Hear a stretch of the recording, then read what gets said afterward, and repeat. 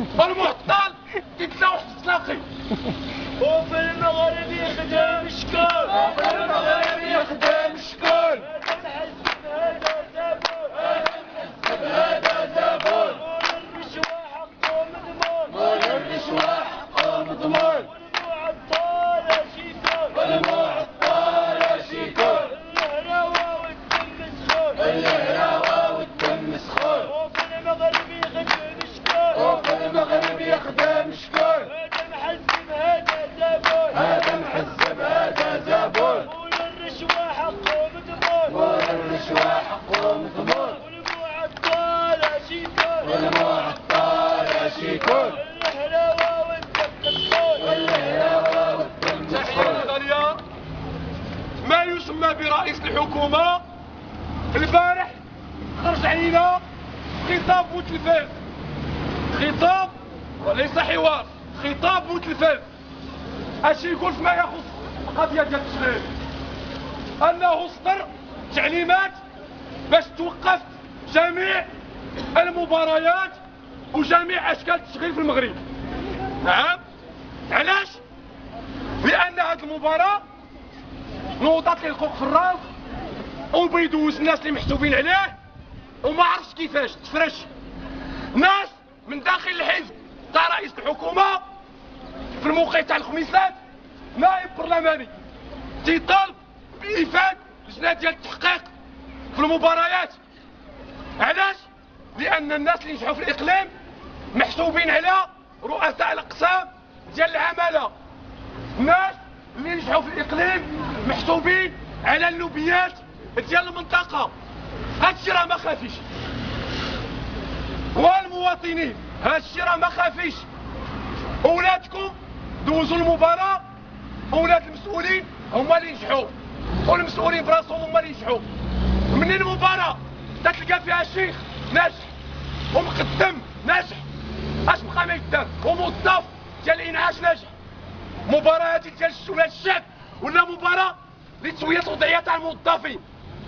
ولادكم خدمتوهم، ولاد الشعب شرفتوهم. ولادكم خدمتوهم، ولاد الشعب شرفتوهم. ولادكم خدمتوهم، ولاد الشعب شرفتوهم. ولادكم خدمتوهم، ولاد الشعب شرفتوهم. ولادكم خدمتوهم، ولاد الشعب شرفتوهم. ولادكم خدمتوهم. ولاد الشعب تحية شرفتوهم. لغالية. نحن من داخل الجمعية الوطنية كان موقفنا الراسخ من الأول هو المقاطعة.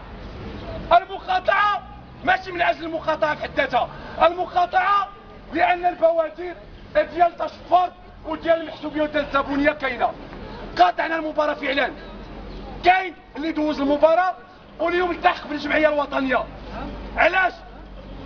لأنه حس أنه تقول بين قوسين، تقول شرعا المباراة، شرعا المباراة لولاد الحرام باش يدخلوا الناس ديالهم، باش يدخلوا ولادهم، باش يدخلوا خواتاتهم، باش يدخلوا عيالاتهم، باش يدخلوا خوتهم.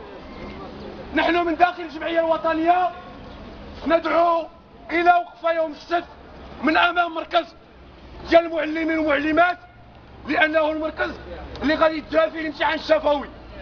هذه دعوة لعموم المواطنين باش يحضروا يوقفوا ضد هذه المباراة الملغومة، لأنها بداية ديال تكريس ديال الزبونية وديال المحسوبية.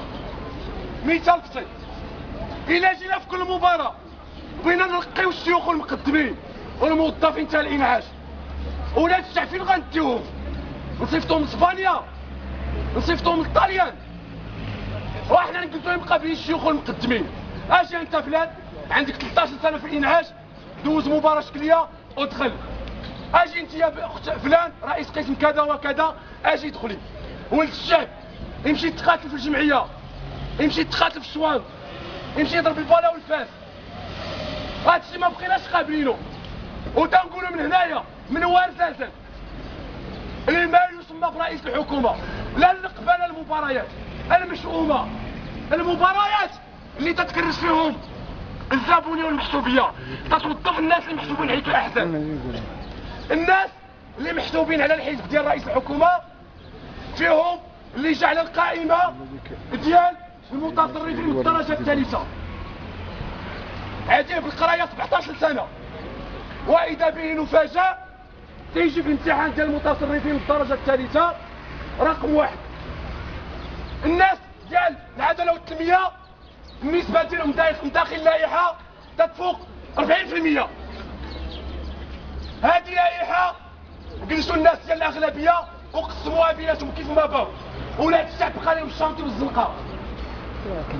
هذا الشيء خصكم تفهموها المواطنين. راه البارح كلشي في الخطاب المشهور الشاب غريب القان عد شريك، غريب